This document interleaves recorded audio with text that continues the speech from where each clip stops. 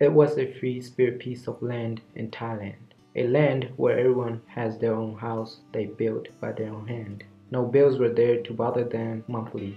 There were no laws that said you couldn't hunt by my house or I couldn't hunt by your house. Everyone was free and do whatever they wanted. The land was wonderful. The mountains, trees, landscapes, and the sky were beautiful and tremendously gorgeous. The sun was always up high in the sky looking down on us and burning us. It seemed like we had a true peace within the land.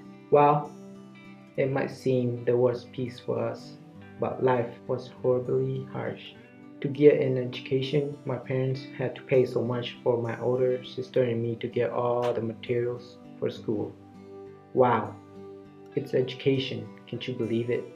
I had the opportunity to get an education in a refugee camp. Woohoo! The excitement didn't last very long. The first day of school, I was crying already. I didn't know what to do. I was lost and confused. Though it was the third year for my older sister at that school, she helped me, she comforted me and encouraged me to be active in school. When I entered my class, I was sobbing and yes, what a moment. My Thai teacher ran up to me and told me softly, อย่าร้องไห้นะลูกนะ Don't cry, child. She was nice for one day. On day 2 to day 3, the storm was dark and the thunder was rumbling because the class was so loud and noisy. The lightning struck. Boom! The whole class was scared and there was silence. Yes, it was a meter stick hitting a table. I wasn't sure what I did, but she came right up to my face and told me to stand up. I was afraid that she would hit me. She did it. She screamed at my face in front of the whole class. I didn't cry or do anything. The next day came and I didn't finish my homework. How could you finish your homework if you didn't know that subject well enough? Well, maybe I was too afraid to ask my older sister for help. She wasn't scary or anything. I just didn't want to bother her.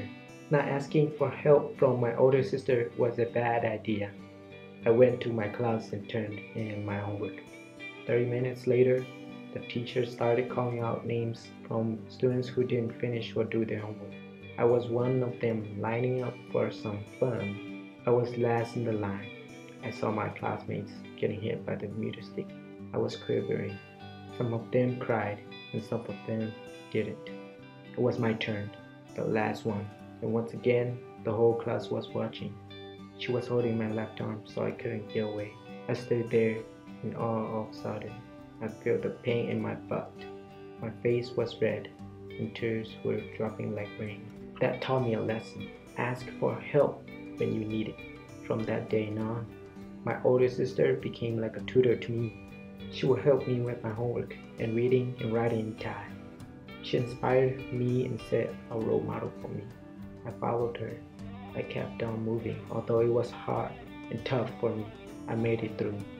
Jean Chua or Watamkabo. The Hmong refugee camp wasn't so bad after all. It had beautiful mountains and landscapes that I could never get tired of looking at, even though I was lacking education. But at least I learned some Thai. สวัสดีครับขอ5 บาทครับน้องพี่ Hello, please give me $5, holy monk.